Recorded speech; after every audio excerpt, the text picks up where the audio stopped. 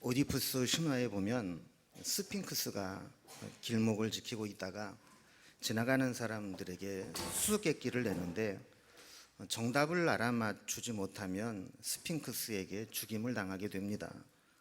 그러던 어느 날 오디푸스가 길을 걷다가 스핑크스 앞을 지나가게 됩니다. 스핑크스는 역시 오디푸스에게 수수께끼를 내면서 이것을 내가 맞추지 못하면 죽여버리겠다는 협박을 하며 문제를 냅니다. 첫 번째 질문은 이겁니다. 태어날 때는 가장 길고 전성기에는 가장 작고 늙어갈 때에는 다시 커지는 것이 무엇이냐? 이렇게 묻습니다. 이게 뭐 같아요? 예. 예. 이 오디푸스는 그림자 이렇게 대답을 합니다. 해가 떠서 처음에 그림자가 길게 비추다가 정오쯤 되면 제일 그림자가 짧아지고 다시 노을이 질 때쯤 되면 다시 그림자가 길어지는 것이죠. 그러니까 이 스핑크스가 오라 두 번째 문제를 냅니다. 두 번째 문제는 언니는 동생을 낳고 동생은 다시 언니를 낳는 것이 무엇이냐 이렇게 묻습니다. 이건 뭘까요? 이 오디푸스는 대답을 또 합니다. 낮과 밤입니다. 낮이 지나면 밤이 오고 밤이 지나면 낮이 오고 이렇게 계속해서 반복된다는 것이죠. 자, 그러자 이번에는 마지막 세 번째 수수께끼를 냅니다. 목소리는 하나인데 아침에는 네 발, 점심에는 두 발, 저녁에는 세 발로 걷는 것이 무엇이냐 이렇게 묻습니다. 이건 많이 들어봤죠? 사람. 태어날 때는 네 발로 기다가 장성하면 두 발로 걷고 나이가 들면 지팡이를 짚고 세 발로 걷게 된다라는 겁니다. 자, 이러한 문제는 처음 들을 때에는 저게 뭐지 하고 잘 모를 수 있지만 정답을 듣거나 또 설명을 들으면 아, 그럴 수 있구나 이렇게 이제 이해가 되죠.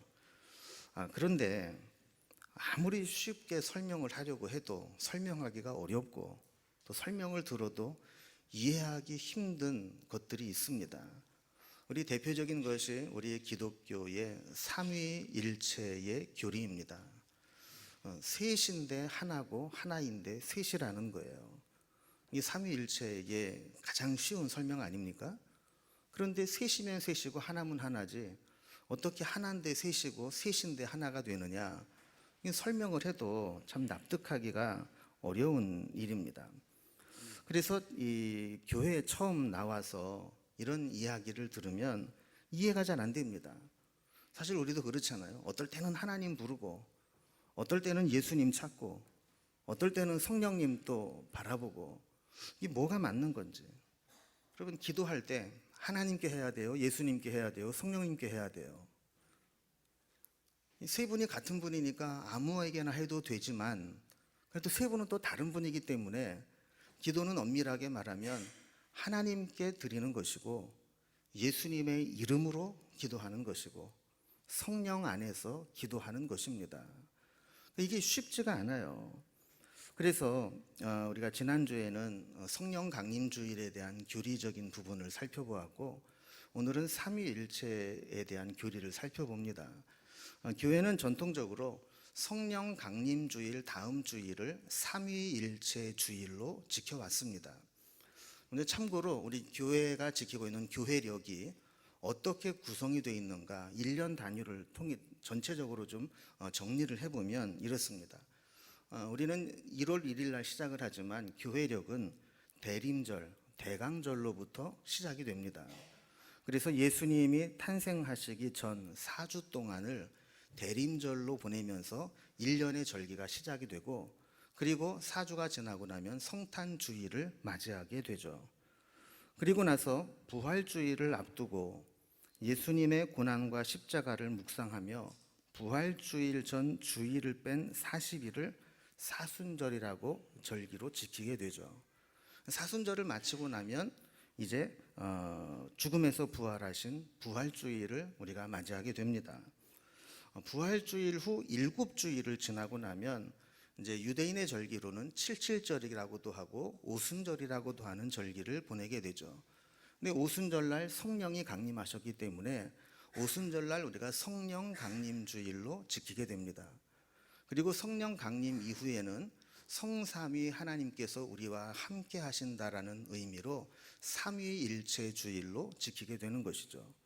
그리고 삼위일체 주일을 지나고 나면 다음 대림절이 올 때까지를 삼위일체 절기, 그래서 트리니티 시즌이라고 부르면서 대림절을 기다릴 때까지 성삼위 하나님의 은혜 가운데 살아가는 절기를 보내게 됩니다.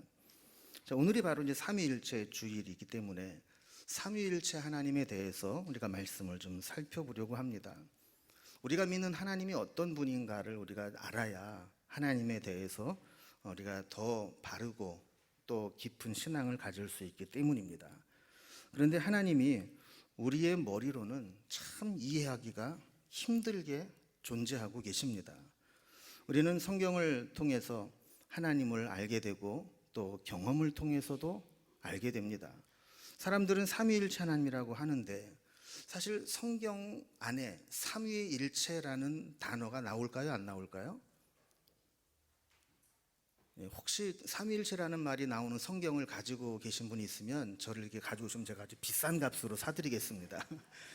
성경에는 삼위일체라는 단어 자체는 나오지 않습니다. 그럼에도 불구하고 왜 성경을 통해서 전통적인 교회들은 보편적인 교리로 삼위일체의 하나님을 고백하고 있는가? 사실 정통이냐 이단이냐를 가르는 구분하는 가장 중요한 기준 중에 하나가 삼위일체 하나님을 믿고 고백하느냐 아니면 삼위일체의 교리를 거부하느냐 이것으로 나눌 수 있거든요. 그래서 우리는 하나님에 대해서 삼위일체 하나님 우리가 어떻게 보면 이해할 것도 같고 모를 것도 같은데 우리가 성경을 잘 읽어보면 하나님은 삼위로 계시면서도 한 분이시다라는 것을 고백할 수밖에 없습니다. 우리가 하나님은 어떤 분이신가를 한번 먼저 정리를 좀 해보겠습니다. 우리가 믿는 하나님에 대해서 우리가 반드시 알아야 될 두 가지 중요한 개념이 있습니다. 첫 번째는 하나님은 유일하신 하나님이시라는 것이고 또 하나는 그 유일하신 하나님이 삼위로 존재하시면서 삼위일체로 계신다는 겁니다. 이게 사실 쉽지 않죠. 한 분이면 한 분이고 세 분이면 세 분이지 어떻게 한 분인데 세 분이 계시냐. 그럼 수학으로는 3은 1이 될 수 없습니다. 3은 3이고 1은 1이지만 이 하나님을 이해함에 있어서는 3은 1이다라고 이야기를 하니까 이해하기가 힘든 겁니다. 자, 먼저 첫 번째 개념, 하나님은 유일하신 하나님이다라는 것을 좀 살펴보겠습니다. 여러분, 이 세상에는 하나님 이외에도 다른 종교에서 각자 신이라고 섬기는 신들이 많이 존재합니다. 그러나 우리가 알아야 될 것이 있습니다. 우리 신들을 크게 둘로 나눈다면 스스로 존재하는 신이 있고 만들어진 신이 있습니다. 인간의 필요에 의해서 인간의 머리로 신을 만들어서 섬기는 신들이 있는가 하면 반대로 누구에 의해서 만들어진 것이 아니라 스스로 존재하시고 모든 것을 만드신 신이 있다라는 거예요. 만약에 스스로 존재하지 않고 누군가로부터 만들어진 존재라면 그는 우리와 똑같은 인간이죠. 영웅이나 성인이 될 수는 있을지 몰라도 만들어진 사람, 태어난 사람이 신이 될 수는 없습니다. 그러나 나는 스스로 있는 자니라 라고 말씀하시고 내가 천지를 만들었다라고 말씀하시는 유일하신 하나님, 그 하나님이 우리가 믿는 하나님이라는 거예요. 그 하나님 외에 다른 신은 없습니다. 그 하나님은 유일하신 분입니다. 그런데 문제는 그 하나님이 세 위격, 세 인격으로 존재하고 계신다라는 거예요. 성경은 이 세 분에 대해 다 언급을 하시면서 또 이분이 한 분이라고 말씀을 합니다. 그래서 삼위일체 교리를 좀 정리를 좀 해보면 이렇습니다. 하나님은 유일하신 분으로 오직 한 분이시다. 그런데 하나님은 성부, 성자, 성령의 세 위격이시다. 성부, 성자, 성령은 서로 구별 가능한 인격이지만 동등한 영광과 지위와 능력과 동일한 본질을 갖고 계신다. 이 세 위격은 한 하나님이다. 이게 신학자들이 정리한 삼위일체의 교리입니다. 그럼 설명을 드리고 글로 봐도 잘 모르시겠죠? 이게 사실 쉽지 않은 개념입니다. 성경은 하나님이 세 분으로 존재하는 것을 분명히 말씀하시죠. 우리가 하나님을 아버지라고 부르는 성부 하나님이 계시고, 또 육신의 몸을 입고 오신 성자 예수님이 계시고, 또 예수님이 올라가시면서 보내어 주신 성령 하나님이 계십니다. 자, 이렇게 하나님은 성부, 성자, 성령 세 분으로 존재하는데, 이분이 서로 한 분이라고 말씀을 하는 거예요. 우리의 머리로는 참 이해하기가 어렵습니다. 마치 어려운 고등 수학 문제를 풀 수 없는 학생에게 막 설명을 하면, 설명하는 사람은 막 쉽게 설명한다고 해도 듣는 사람은 뭔 얘기인지 알아듣지 못해서 답답한 것, 그런 것과 같은 것이죠. 하나님은 나는 이런 존재야, 나는 이렇게 존재하고 있어, 아무리 말씀을 해도 우리가 그것을 제대로 이해하는 데는 한계가 있어요. 신학교 다닐 때에도 이 삼위일체 교리에 대해서 설명을 교수님도 열심히 하는데, 듣고 나서도 그런 것 같은데 찜찜한 거예요. 교수님 마지막 결론이 그겁니다. 삼위일체 하나님 우리가 100% 완벽하게 알 수도 없고 설명할 수도 없다. 만약에 누군가가 삼위일체 하나님을 완벽하게 설명했다면 그거는 이단일 가능성이 많다.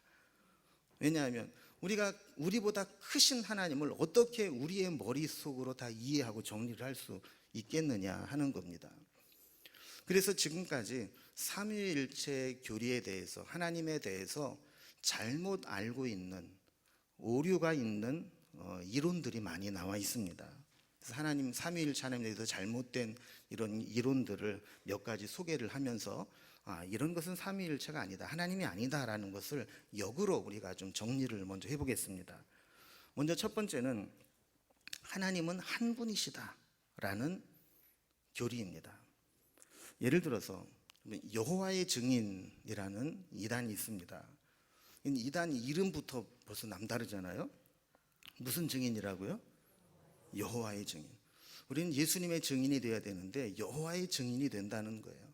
그래서 이 여호와의 증인은 여호와 하나님, 성부 하나님, 유일하신 하나님만 믿습니다. 하나님 성부, 성자, 성령 복잡하게 얘기하지만 하나님은 성부 하나님 한 분이다. 여기에서 나오는 것이 종속 이론입니다. 성부 하나님께 성자 예수님이 나오셨고, 성자 예수님은 성부 하나님께 종속되어 있다. 그리고 성자 예수님으로부터 성령이 나오셨고, 이 성령님은 성자에게 종속되어 있다. 그래서 결국 하나님은 성부 하나님 한 분뿐이다. 이게 하나님은 한 분이시다라는 이론입니다. 자, 이것은 유일하신 하나님을 설명을 하지만 세 분의 위격이 존재한다라고 하는 것을 설명하지 못하는 잘못된 교리입니다. 두 번째 잘못된 교리는 삼신론입니다. 성경에 성부도 나오고 성자도 나오고 성령도 나오니까 복잡하게 생각하지 말고 우리가 믿는 하나님은 세 분이다, 이렇게 받아들이자는 거예요. 그래서 하나님이 동시에 나타나신 경우를 근거를 들어 설명을 합니다. 마태복음 3장 16절과 17절에 보면 예수님이 세례 받으시는 장면이 나오는데, 예수께서 세례를 받으시고 곧 물에서 올라오실새 하늘이 열리고 하나님의 성령이 비둘기같이 내려 자기 위에 임하심을 보시더니 하늘로부터 소리가 있어 말씀하시되 이는 내 사랑하는 아들이요 내 기뻐하는 자라 하시니라 그랬습니다. 여기에 보면 세 위격의 하나님이 동시에 나타나시죠. 예수님은 세례를 받으시고 요단강에서 올라오시고, 성령님은 하늘에서 비둘기같이 그 예수님 머리 위에 임하시고, 또 하늘에서는 하나님, 성부 하나님의 음성이 들리는데 이는 내 사랑하는 아들이요 기뻐하는 자라. 이 구절을 가지고 하나님은 삼신론이다, 성부 하나님도 계시고 성자 하나님도 계시고 성령 하나님도 계신다, 이렇게 설명을 하는 거예요. 자, 이것은 삼위의 하나님을 설명하는 데는 맞지만 일체라는 것을 설명하는 데 오류가 있는 잘못된 이론입니다. 세 번째, 가장 주의해야 될 잘못된 이론인데 양태론이라고 하는 이론입니다. 이 양태로는 모양과 형태가 각각 다르게 나타난다라는 뜻입니다. 얼핏 들으면 맞는 말 같은데 실제로는 잘못된 이론입니다. 제가 신학을 공부하고 나서 보니까 옛날에 성경 공부하면서 들었던 비유들인데 이게 다 잘못된 것들이었어요. 그러니까 예를 들면 이 양태로는 몇 가지로 이 비유를 설명하는데 이런 겁니다. 구약에는 성부 하나님으로 나타나셨고, 신약 시대에는 성자 하나님으로 나타나셨고, 예수님께서 승천하시고 난 다음에는 성령의 시대가 되어서 성령의 하나님으로 우리에게 나타나신다.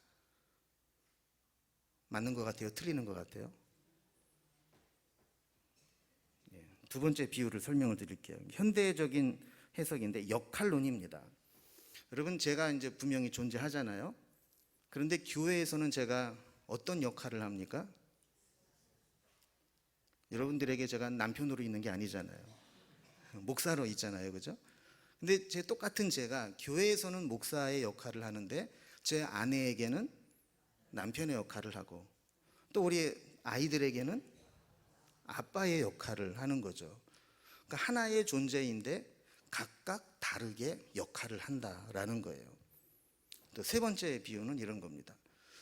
물이라고 하는 존재가 H2O라고 하는 분자 구조를 가지고 있는데, 이 똑같은 H2O의 구조가 0도씨 이하로 떨어지면 고체인 얼음이 되고, 0도씨부터 100도씨까지는 액체인 물로 존재하고, 100도씨가 넘어가면 수증기인 기체로 존재한다. 이런 설명들이에요. 여러분, 이게 얼핏 들으면 맞는 것 같죠. 그리고 사실은 그것이 우리의 제한된 인간의 머리로 삼위일체의 하나님을 이해하는데 한계죠. 그래서 어떻게 비유를 들어 설명할 때 이럴 것이다 라고 우리가 비유를 들어 설명을 하는데, 사실은 이것이 양태론적 해석입니다. 이 왜 문제가 되느냐 하면, 이 삼위일체의 하나님은 각각 삼위로 계시지만 이분이 한 분이시고, 또 성부, 성자, 성령의 하나님으로 각각 존재하시지만 이분은 서로 하나가 되어서 성부와 성령이 또 함께 존재하는 분이기도 하다라는 거예요. 이해가 잘 안 되시겠지만 하나님이 그런 분이라는 겁니다. 그러니까 하나님은 한 분이고 각각 상황에 따라서 형태만 바뀌시는 분이 아니고, 어떤 분으로 계시든지 간에 그분은 그분 한 분 존재로서의 완전한 인격을 가지고 계시고, 또 그분의 완전한 인격 속에 삼위가 함께 교통하고 계시다라는 것이 삼위일체 이론인데, 이런 양태로는 그렇게 서로 교통이 안 돼요. 고체는 고체고 액체는 액체고 기체는 기체죠. 목사는 목사고 남편은 남편이고 아버지는 아버지고. 그래서 이 양태론적인 비유도 우리가 하나님에 대해서 올바른 해석은 아니다라는 겁니다. 또 네 번째는 양자론이라고 하는 잘못된 이론이 있습니다. 초대교회의 기독론에 대한 이제 이단에서 나오게 됐는데, 예수님을 아무리 우리가 이해를 하려고 해도 예수님이 이해가 안 되는 거예요. 하나님인데 인간이다. 하나님이면 하나님이고 인간이면 인간이지, 이걸 어떻게 하나님이면서 인간이냐. 그래서 마리아에게 태어날 때는 인간이었는데 하나님께서 예수님을 양자로 택하셔서 신성을 부여하시면서 신이 되었다라고 보는 것이 양자론입니다. 그래서 이러한 잘못된 교리들이 초대교회부터 지금까지 계속해서 이어져 내려오고 있다는 이야기는, 이렇게 그만큼 삼위일체 교리가 우리의 머리로 이해하기 어렵고 설명하고 납득하기가 어렵다라는 것을 의미하는 겁니다. 자, 그렇다면 우리가 이렇게 어렵다고 해서 그것을 그냥 모른다고 하고 넘어갈 수 있겠는가? 우리 이제 성경적으로 한번 접근을 해보면 그 답을 찾아 나가기가 오히려 수월합니다. 그냥 괜히 골 때리고 철학적으로 막 신학적으로 볼 게 아니라 성경적으로 우리가 보면 이해하기가 쉬워요. 자, 먼저 요한복음 1장 1절에 보면 태초에 말씀이 계시니라. 이 말씀이 하나님과 함께 계셨으니 이 말씀은 곧 하나님이시니라. 그랬어요. 자, 태초에 말씀이 계셨고 이 말씀이 하나님과 함께 계셨는데 이 말씀은 뭐라고요? 하나님이시라는 거예요. 그러니까 말씀은 곧 성부 하나님이다라는 등식이 성립이 되죠. 14절을 보면 말씀이 육신이 되어 우리 가운데 거하시매. 말씀이셨던 하나님이 육신의 몸을 입고 우리 가운데 오신 분이 누굽니까? 성자 예수님이시죠. 여기에서는 말씀은 곧 성자 예수님이라고 하는 등식이 성립이 됩니다. 그러니까 1절과 14절을 조합을 해보면 말씀이라고 하는 공통분모를 통해서 성부 하나님은 말씀이시고 말씀은 성자 예수님이시고, 그렇다면 성부 하나님은 성자 예수님과 같으신 분이고 예수님도 아버지와 나는 하나라. 나를 본 자는 아버지를 본 것이다. 이렇게 말씀을 하셨어요. 또 요한복음 14장 16절에 보면 예수님께서 성령님을 보내어 예수님 대신 우리와 함께 있게 할 것이라고 하면서 성령을 뭐라고 불렀습니까? 우리가 지난주에 공부했죠? 또 다른 보혜사. 다른 보혜사라는 얘기는 원래 보혜사가 있다는 얘기죠. 그럼 보혜사가 헬라어로 뭐라고 번역이 되어 있다고 그랬어요? 파라클레토스. 파라는 곁으로, 클레토스는 부른다. 그래서 곁으로 불러서 우리를 보호하고 은혜 베풀고 스승의 역할을 하시는 분이 보혜사다. 이렇게 번역이 됐다. 이렇게 말씀을 드렸어요. 그래서 예수님께서 성령님을 보혜사라고 하셨는데 요한일서 2장 1절에 보면 아버지 앞에서 우리에게 대언자가 있으니 곧 의로우신 예수 그리스도시라. 그런데 이 대언자라는 말 밑에 각주에 보면 이 각주에 뭐라고 설명을 달았냐면 또는 보혜사라고 되어 있어요. 자, 왜 이렇게 했느냐면 요한복음 14장 16절에 보혜사도 헬라어로 파라클레토스라는 말을 쓰고 또 요한일서 2장 1절에 대언자라는 말도 헬라어로 파라클레토스라는 말을 씁니다. 그 파라클레토스라는 말을 가지고 한쪽에서는 보혜사로 번역을 했고 한쪽에는 대언자로 번역을 한 거예요. 그래서 보혜사 성령님이나 대언자이신 예수 그리스도나 같으신 분이라는 거죠.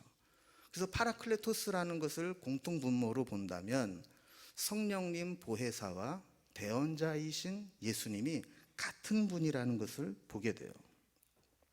또 사도행전 5장에 보면 아나니아와 삽비라가 교회에 거짓말을 한 적이 있습니다. 헌금을 하면서 재산을 땅을 팔았는데 현금을 보고 나니까 견물생심이 된 거예요. 그래서 일부분을 꼽을 쳐놓고 헌금을 드리고는 이게 다 드린 거다. 자, 그랬을 때 뭐라고 아나니아와 삽비라를 책망을 합니까? 내가 성령을 속이고 그랬어요. 자, 근데 그 다음 절에 보면 사람에게 거짓말한 것이 아니요 하나님께로다. 그 성령을 속이고 성령께 거짓말한 것을 하나님께 속이고 하나님께 거짓말한 것이다 라고 이야기를 한 거예요. 결국 이러한 성경의 증언들을 정리해 보면 성부는 성자와 같으신 분이고 성자는 성령과 같으신 분이라는 것을 결론에 도달하게 됩니다. 그래서 초대교회로부터 이 삼위일체 하나님을 어떻게 설명을 할까 하면서 도식화해서 도표로 만들어 놓은 것이 있습니다. 이것도 하나님을 완벽하게 설명했다고 할 수는 없지만 그래도 지금까지 이런 말씀들을 통해서 가장 완벽하게 지금으로서는 가장 온전하게 표현한 도표가 있습니다. 여러분 이 도표를 좀 이렇게 보시면 이 원으로 바깥에 테두리로 되어 있는 부분에 보면 성부와 성령이 동일하지 않다. 또 성자와 성령도 동일하지 않다. 성자와 성부도 동일하지 않다. 그러나 그 본질적으로 보면 하나님이라고 하는 일체 속에서 볼 때 다 동일하신 분이다 라고 볼 수 있다라는 거예요. 그러니까 이게 우리가 삼위일체 하나님에 대해서 알 수 있는 최대치입니다. 여기서 더 넘어가면 성경에서 말씀하신 것을 넘어가기 때문에 잘못된 이론이 될 수 있어요. 그러니까 성부, 성자, 성령은 각각 같지 않은 다른 독립된 개별적인 인격과 위격을 가지신 분이지만 이분이 내부적으로 하나님으로서는 한 분이시다, 동일하신 분이다라는 것. 우리가 이제 이해하기 힘든 그런 이제 부분들이죠. 그래서 이제 그 주후 325년에 니케아 회의에서는 이 삼위일체를 너무 교리적으로 어렵게 생각하지 말고 이 삼위의 하나님이 어떤 일을 하나의 계획 속에서 하고 계시는가, 이것을 이렇게 설명을 했어요. 성부 하나님, 성부는 예수 그리스도의 아버지시며 예수 그리스도를 통한 구원을 계획하신 분이고 모든 만물을 지으신 창조주이시다. 또 성자 예수님은, 성자는 예수 그리스도를 뜻하며 인간의 죄를 대속하기 위해 십자가에서 죽음으로 세상을 구원하셨다. 성자는 성부에게서 만들어지지 않고 나신 분이며 하나님에게서 나신 하나님이시며 동정녀 마리아를 통해 태어나신 완전한 사람이시며 또 완전하신 사람이시다. 하나님의 말씀, 즉 하나님이신 예수님께서는 사람이 되어 세상에 오셨다.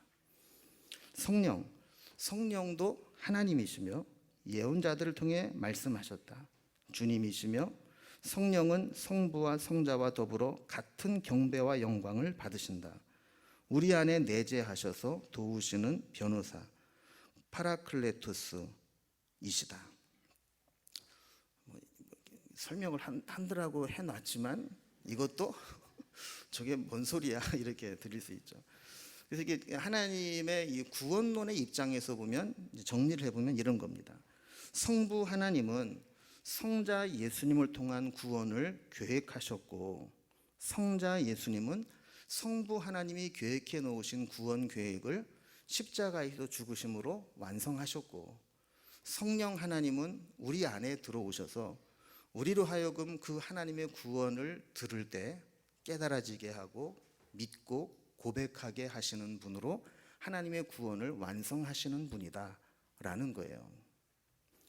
자, 성경에 보면 이 세 하나님의 자주 등장하시는 것을, 동시에 등장하는 것을 언급합니다. 마태복음 28장 19절에 보면 그러므로 너희는 가서 모든 민족을 제자로 삼아 아버지와 아들과 성령의 이름으로 세례를 베풀고. 교회가 세례를 베풀 때 누구의 이름으로 세례를 베풀어요? 성부와 성자와 성령의 이름으로, 삼위의 하나님의 이름으로 세례를 베풉니다. 우리가 축도의 원형이 되는 고린도후서 13장 13절에도 주 예수 그리스도의 은혜와 하나님의 사랑과 성령의 교통하심이 너희 무리와 함께 있을지어다. 축도 속에서도 이 삼위의 하나님이 함께 등장하시고 함께 역사하십니다. 오늘 본문에도 보면 성령의 오심을 약속하시면서 이 삼위의 하나님이 어떻게 함께 하시는가를 말씀합니다. 우리가 지난주에도 말씀을 나눴듯이 요한복음 13장에서 16장까지를 마지막 최후의 만찬이 있었던 다락방에서 했던 긴 설교라고 말씀을 드렸어요. 이 설교에 보면 특별히 의아하게도 성령님에 대해서 자주 언급이 됩니다. 성령을 알려면 이 다락방 설교를 잘 봐야 돼요. 그런데 여기에 5번에 걸쳐서 성령에 대한 설교를 하시는데 오늘 우리가 읽은 본문은 마지막 5번째 성령에 대한 설교의 내용입니다. 자, 예수님께서 이 성령에 대한 말씀을 하시면서 이렇게 말씀을 해요. 요한복음 16장 12절에 보면 내가 아직도 너희에게 이를 것이 많으나 지금은 너희가 감당하지 못하리라. 여러분, 말이라는 게 그렇잖아요. 아무리 중요한 말도 감당할 수 없으면 못 들으면 못합니다. 또 아무리 좋은 말도 이해하지 못한다면 아무 소용이 없습니다. 우리가 하나님 말씀을 읽고 듣고 묵상을 해도 때로는 감당하지 못하고 믿지 못하고 받아들이지 못하고 이해되지 못하는 말씀들이 있을 수 있습니다. 그래서 예수님께서도 성령에 대해서 말씀하시고자 하시되 내가 너에게 이를 것이 많지만 지금 얘기해도 너희가 그걸 감당하지 못할 것이다.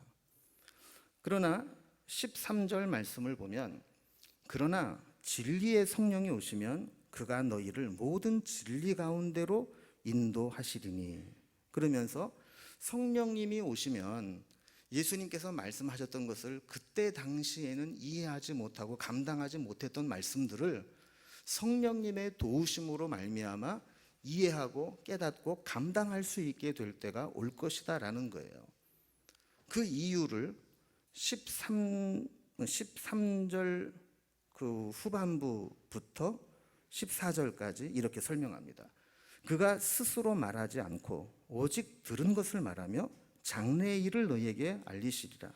그가 내 영광을 나타내리니 내 것을 가지고 너희에게 알리시겠습니다. 그 진리의 성령님이 오시면 진리 가운데로 제자들을 인도하셔서 알게 하실 것인데, 그것은 성령님이 하시는 일이지만 성령님의 것이 아니라 누구의 것을 말씀하시는 거라는 거예요? 성자 예수님의 것, 예수님이 하신 말씀을 성령님이 말씀하시고 깨닫게 하시는 거라는 겁니다. 자, 그러면서 15절에 보면 이것을 좀 더 확대해서 성부 하나님과 성자 예수님 자신 그리고 성령님에 이르기까지 서로 함께하고 있다는 것을 말씀합니다. 16장 15절에 보면 무릇 아버지께 있는 것은 다 내 것이라. 그러므로 내가 말하기를 그가 내 것을 가지고 너희에게 알리시리라. 그러니까 예수님은 하나님 아버지의 것은 다 예수님의 것이고 성령님은 예수님의 것을 가지고 말씀하시고 알리신다라는 거예요. 여러분, 지난주에 제가 성령에 대해 설명을 드리면서 성령님과 예수님과의 관계를 설명하는 말 중에 상호내주라는 개념을 말씀드린 적이 있어요. 그러니까 하나님은 예수님 안에 거하시고 예수님은 하나님 안에 거하시고 상호내주하고 계신다는 거죠. 자, 이것을 이제 삼위일체론적으로 설명할 때 우리 신학교의 그 조직신학 교수님이셨던 박사님은 상호 침투라는 개념으로 번역을 했어요. 그러니까 서로 다르신 분이지만 서로 침투하듯이 스며들어서 하나가 되셨고 서로 교통하신다는 거예요. 그래서 삼위일체를 설명하는 중요한 용어가 뭐냐면 페리코레시스라는 용어입니다. 이 페리코레시스라는 말은 상호 통제를 통해서 상호 내재적, 순환적, 침투적으로 존재한다. 이 통제라는 말이 뭐냐면 서로 공통적으로 존재한다라는 것이죠. 그러니까 삼위가 따로따로 계시지만 이분들은 서로 교통하면서 통제하신다는 거예요. 이것을 뭐라고 설명했냐면 상호 내재적, 상호 순환적, 상호 침투적으로 존재한다. 그래서 이게 뭐 아무리 설명을 해도 이해가 잘 안 되는 말씀이지만 어쨌든 삼위일체 하나님은 이렇게 삼위로 존재하시는 분이 하나로 통제하시면서 서로 교통하시고 하나를 이루고 있다라는 것이 삼위일체의 교리입니다. 그러면 아마 이런 분이 있을 거예요. 오늘 목사님이 은혜 받으러 왔는데 뭔 알아듣도 못하는 무슨 개풀 뜯어먹는 소리를 저렇게 하고 아직도 나는 모르겠다 이런 분이 있을지 모르겠어요. 근데 모르셔도 돼요. 우리 하나님 잘 믿고 섬기고 예수님 붙잡으면 천국 가는데 지장은 없어요.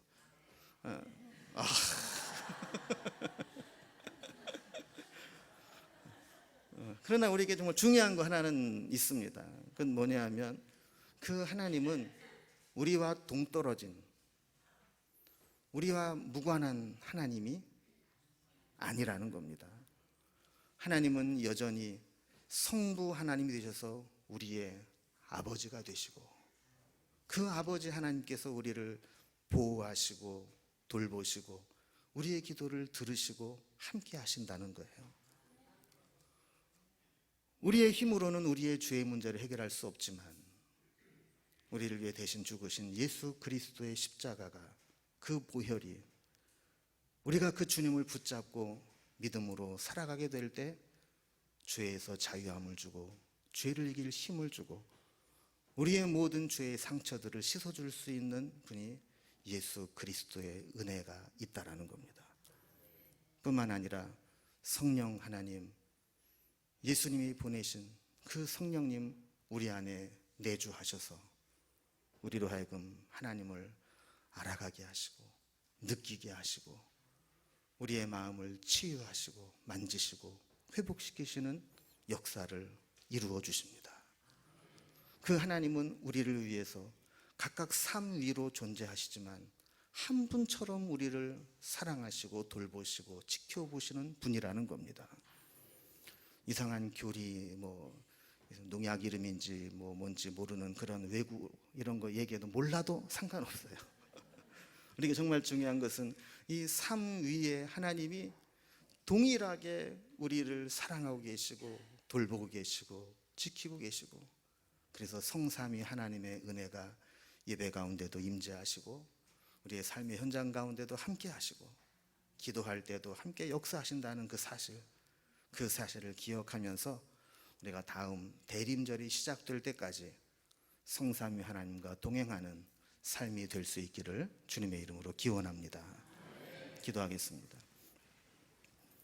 하나님 아버지, 우리의 머리가 둔하여 하나님이 주신 말씀만으로는 삶 위에 하나님 그분이 일체가 되신 것을 우리가 온전히 깨닫지 못할 수 있습니다.